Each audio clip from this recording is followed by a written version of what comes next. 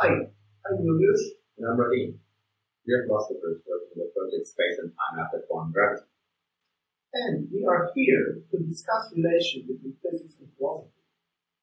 The thing is, some physicists seem to not like philosophy that much. Philosophy is dead. Philosophy has not kept up with modern developments in science, particularly physics. Scientists have become the bearers of the torch of discovery in our quest for knowledge. Philosophers believe they are actually asking deep questions about nature. And to the scientists it's, what are you doing? Why are you concerning yourself with the meaning of meaning? Philosophy of science is as useful to science as ornithology to birds. Okay, so they don't like it. And what they seem to be saying is, philosophy is not relevant to science. Or philosophy is not relevant to physics. And we'll focus on physics from now on. Now, whenever somebody says something like, philosophy is not relevant to physics, this could mean very different things, depending on what exactly was in mind by philosophy in this context. Philosophy is a very broad topic. So, of course, maybe you're interested in the meaning of meaning. I'm not. But if you are, then it's good for you. But it's also not clear whether it's related to science. And I think most of the people working with it would not say that. But you have also philosophy of science and philosophy of physics, where you could expect some relevance for physics.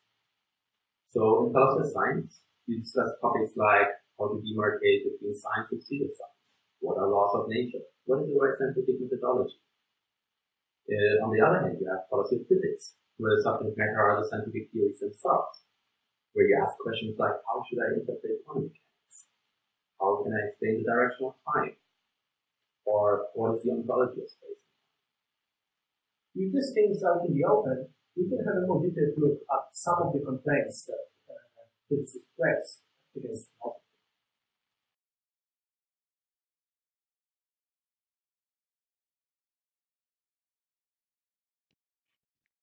Up until early 20th century, philosophers had material contributions to make to the physical sciences. Pretty much after quantum mechanics, remember the philosopher is a would-be scientist, but without a laboratory, right? And so what happens is the 1920s come in. We learn about the expanding universe in the same decade as we learn about quantum physics, each of which falls so far out of what you can deduce from your armchair that the whole community of philosophers that previously had added materially to the thinking of the physical scientists was rendered essentially obsolete. So this is a sort of physics has changed complaint. And the idea seems to be that at some point in the 20th century, physics has changed so much with the discovery of quantum mechanics and general relativity that philosophy, although it has been useful before, cannot be useful anymore. Because philosophy relies on a sort of intuition-based analysis, and the intuitions that philosophers rely on are simply not applicable to what was described by those theories. There are a few replies to this point. The first is that philosophy is not committed to a sort of intuition-based methodology. So perhaps this works against some types of philosophy, but not against all types of philosophy. The second is that philosophers are not trying to replace experiments.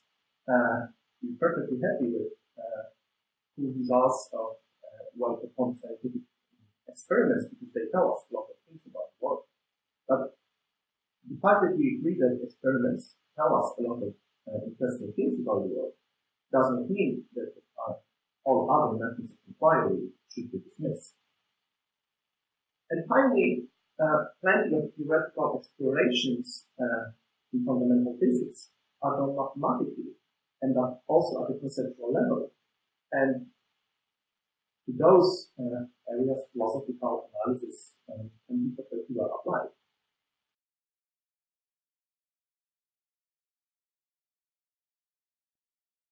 It's not that there can't be other philosophical subjects. There's religious philosophy and ethical philosophy and political philosophy, plenty of stuff for the philosophers to do. But the frontier of the physical sciences does not appear to be among them. So here it seems that Heisen wants to make the claim that in some sense physics is unique. So while you can do philosophy of X with X being politics, social sciences, etc., you cannot do philosophy of X with X being physics, because physics is so different. But what would make physics so different, so unique? One way of thinking of it is maybe it's a methodology. So physicists do experiments, they do mathematical modeling, etc. But if you really think about it, so do social scientists. They do experiments, they mathematically model the situations they're interested in. So if you do want to make the claim, then you have to be more precise about what the differences in methodologies are. And actually philosophers are good. Another issue that you could explain why physics is unique is the subject matter itself. So the subject matter of physics is unlike the subject matter of all the other sciences where philosophy is applicable. And if this is the case, well, you have to make an argument for that, and at least we don't know what the argument could be.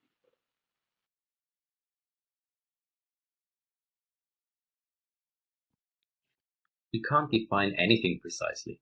If we attempt to, we get into that paralysis of thought that comes to philosophers. One saying to the other, "You don't know what you're talking about." The second one says, "What do you mean by talking? What do you mean by you? What do you mean by no?" Feynman claims that there could be no perfect and strict definition of scientific concept. And there's a lot to be said about this. But independently of Feynman's claim being true or not, even if we cannot achieve perfect precision, does not entail that making our concepts more precise cannot be helpful and useful. We will see an example of that later on.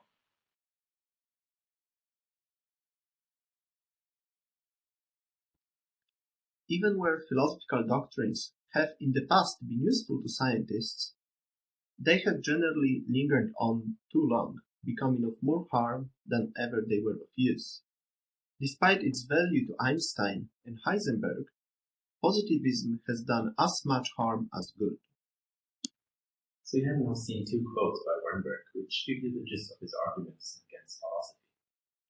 The point he wants to make is that, well, philosophy does play a role in science, and it even has done some good.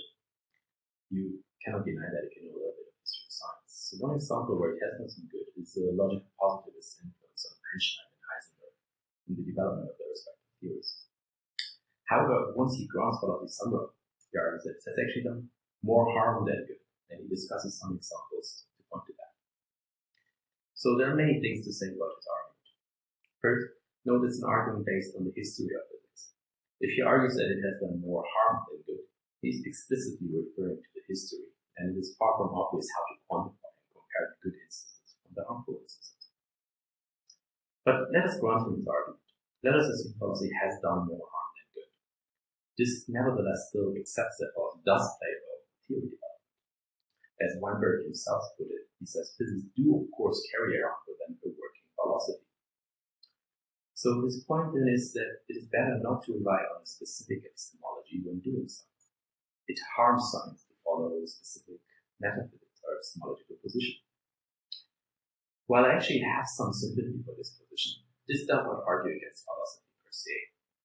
One may understand it as pointing, for instance, to a preference for a plurality of epistemologies and methodologies in theory development. Even then, conceptually clarifying certain epistemologies helps understand the limitations and capabilities of these positions, or it may point to certain biases involved in that position one we're not aware of, which then lead to informed rejection. So to sum up, an informed rejection of a specific epistemology or a limited reliance on it is preferable to an uninformed reliance on an implicit working philosophy which may have been filled with biases one is not even aware.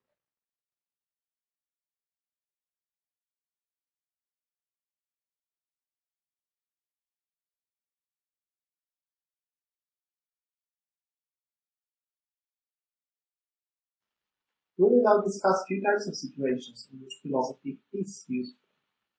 Most of them will be related to the ongoing search for the theory of quantum gravity. First group of examples is cases where conceptual analysis, that is, analysis of meaning and significance of particular scientific terms, is necessary. In most approaches to quantum gravity, basic vocabulary of the theory is not spatio-temporal. So, if any of these theories is close to being a correct description of our world, space and time seem to be emergent, in the sense that the theory does not list space and time, and so on, among its basic entities. Do such theories even make sense? How could they account for experiments which seem to be carried out in space and time? And what is the sense of emergence we use in this context? The point here is that these questions are not empirical, they are conceptual, and for those, you need a conceptual clarification. There are more such cases.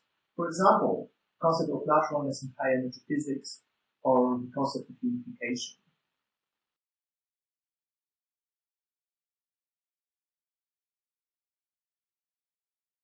So let us now turn to some issues where philosophy of science can make progress. I will specifically focusing on issues of scientific methodology. One problem theories of quantum gravity have is the lack of empirical data to test theories. One test physicists are using is to recover certain features of what is called black hole thermodynamics. Crucial for the whole enterprise of black hole thermodynamics is the predicted thermal radiation of black holes. This was predicted by Hawking in the 70s. However, still today, this Hawking radiation has actually never been observed. So we are in a situation where the indirect test of theories of quantum gravity heavily relies on a phenomenon which itself has not been experimentally confirmed. So what can be done about this? So Unruh in the early 80s proposed an ingenious fluid analog setup of a black hole, and he proposed that one should be able to observe an analog of Hawking radiation in those tabletop analog models. And just actually last week, Nature Physics published an article by Steinhauer who claims to have observed the analog of Hawking radiation in this tabletop experiment. So the interesting question, of course, is what does that imply for black holes? Can this experiment here on Earth tell me anything about whether black holes exhibit Hawking radiation? This is a question which cannot be answered directly with additional experiments or something similar. It is a methodological question, and scientific methodology is in a sense a meta-subject. It is about the more or less reliable lines of reasoning within science and as such not part of physics itself. That should not suggest that physicists should not discuss these issues. Of course they should. But philosophers bring first an outside perspective, which is less tainted by biases and specific opinions, and second, have practice action in assessing and analyzing issues of scientific methodology. Note also that this is not the only instance of analog models in current modern physics. There is a huge plethora of these in the scientific literature.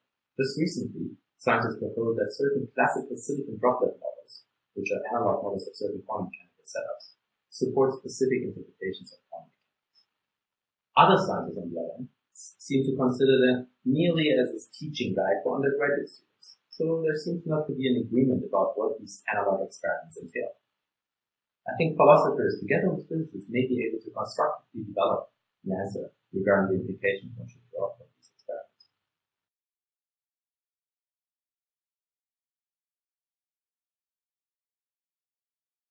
Our final example concerns justification for the choice of particular mathematical expression of a physical concept or a physical theory.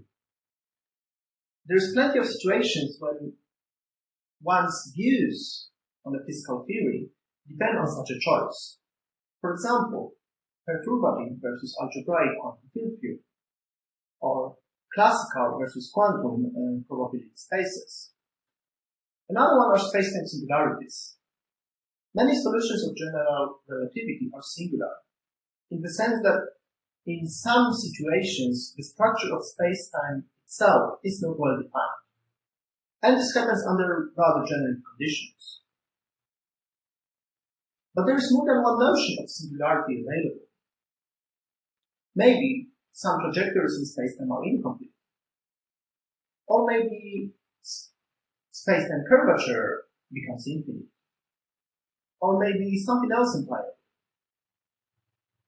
Whether the notion of singularity should be mathematically represented in this or that way is an important foundational question. But which notion to choose? Perhaps there is no unique choice, and the precise notion of singularity is not even needed. The intuitive one is enough. And finally, one can ask, what are the consequences of all of this? Are singularities predictions of a theory? Or do they signal a breakdown of the theory for which quantum gravity should provide a clue? It is not only that philosophers can contribute to questions. David Malaman, John Ehrman, and multiple others have actually done so.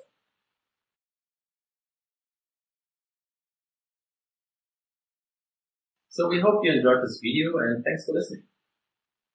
If you're interested in the questions that we discussed, check out resources available in the description of this video and be on Spacetime.net.